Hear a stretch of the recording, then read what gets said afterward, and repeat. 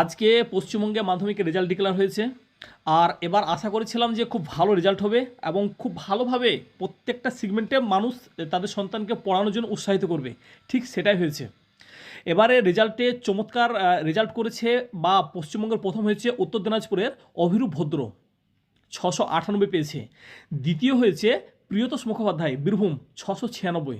তৃতীয় সৌর জানা, অঙ্কন কুমার জানা আর মনক মণ্ডল, এরা তিনজন সম্মিলিত নাম্বারদের সবাই একই নাম্বার পেয়েছে, 695।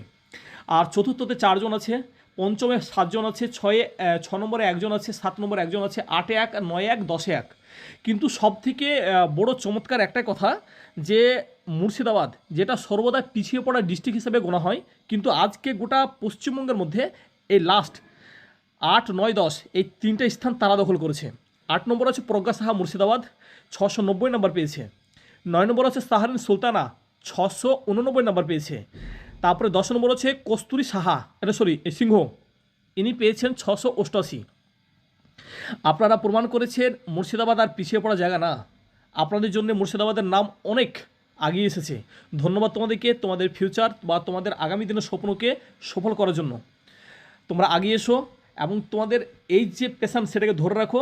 আশা করি তোমরা খুব ভালো জায়গায় যেতে পারবে এবং দেশকে আরও উন্নত জায়গায় নিয়ে আসতে পারবে। ধন্যবাদ।